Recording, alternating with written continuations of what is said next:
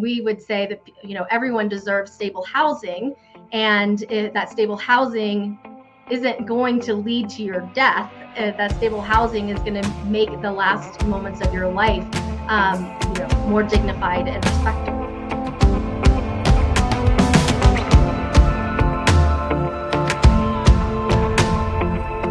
You were listening to Cathy Alderman explaining how housing is not the factor that causes people's death, but it makes the last moments of their life more dignified. I want you to listen to this following video where I ask Cathy if she knows what are the consequences of housing first, namely, if she can tell me how many people who were housed actually maintained house for several years later, how many of them found a job, how many of them moved to permanent housing, and of those who suffered from substance use disorder, how many actually recovered from that substance use disorder. Please listen.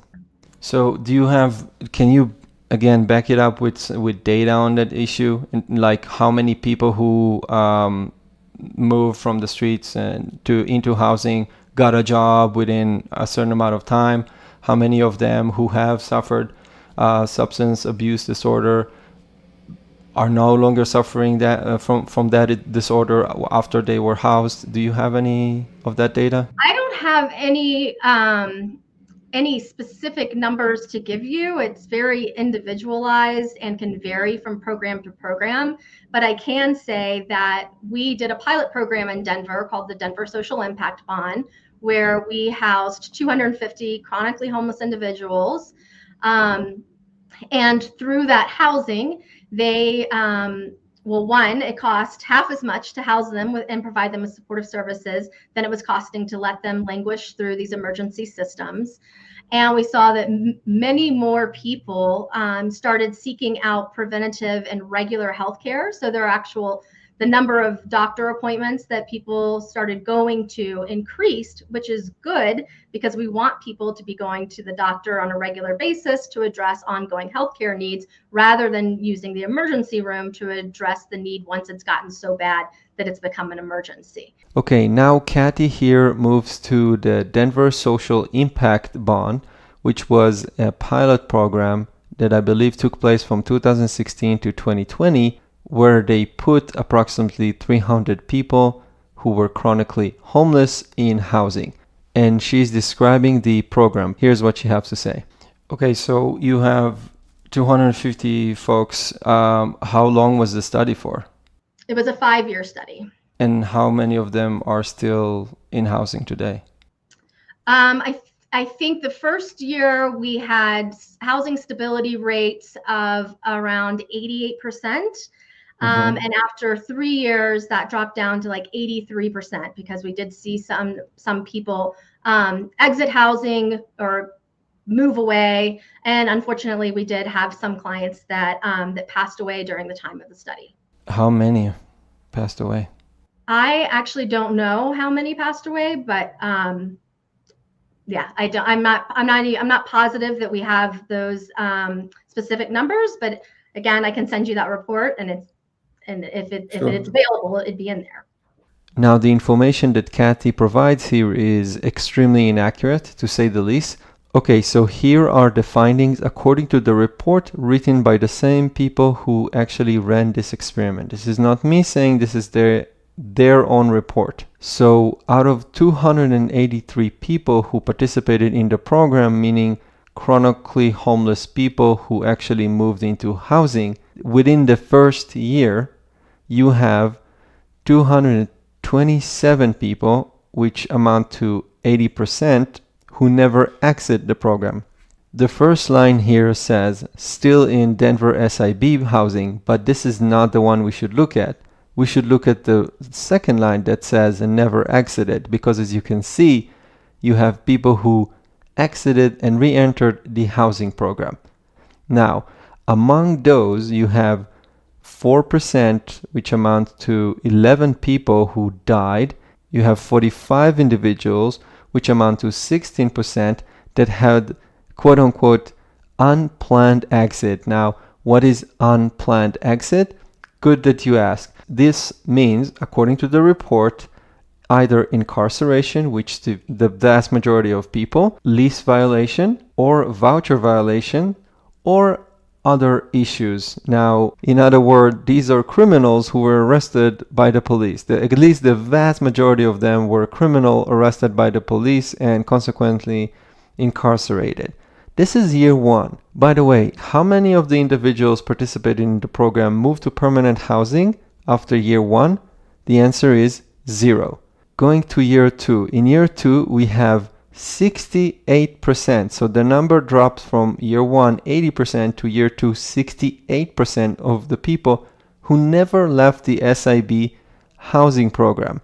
This is really different from what Cathy is describing in the video. And this is the stats coming out of the report that they were drafting. How many of these folks were permanently housed after that? Once again, 0. 0 individuals moved to permanent housing in year 2. Unplanned exit amount to 25% of the people. Death amount to almost 10% of the people, 8% to be more precise. At year 3, the number of the people who never exited the SIB housing program drops to 58%. This is a little over half of the people. How many people totally died? Well, that number rises to almost 30 people, 28 people, that amounts to 12%. How many people who had quote-unquote unplanned exit? That number goes up to 71 people, which means close to 30%, 29%. And how many people moved to permanent housing? Well, 2 people. 2 people. Let me repeat. In 3 years, 283 people were put into this program. How many of them moved to permanent housing? Within 3 years, 2 people. 2. Which amounts to less than 1%. But don't let it deter you, because here are the conclusions of the report. The findings in this report demonstrate that Denver SIB's remarkable success and disrupt the false narrative that homelessness is an unsolvable problem, and that people who experience chronic homelessness choose to live on the streets. The Denver SIB showed that with the offer of housing first and the right support, people can exit homelessness and remain housed even after living on the streets or in shelters for years and grappling with mental health and substance use challenges. Let me jump back to the data because this conclusion is a bit confusing to me. So within 3 years, we have over 40% of the people who were either exited from the program, again, quote-unquote unplanned exit. We have 12% of the people who died, and we have less than 1% of the people who moved to permanent housing.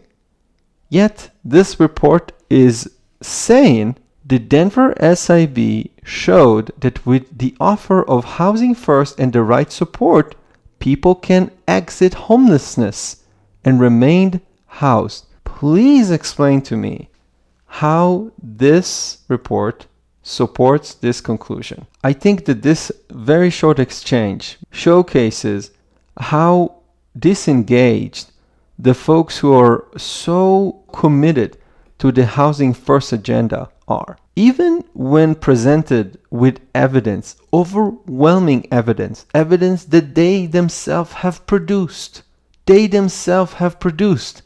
that is not enough to deter them from actually rethinking their agenda and asking themselves, maybe we're doing something wrong. If 10% of the people that we put in housing die within 2 years, and only 1% of them actually move to permanent housing within 3 years, maybe we are doing something wrong. Maybe the key is not housing. Maybe it is something else. But no, they keep doing the same old thing over and over and over again. This is not working.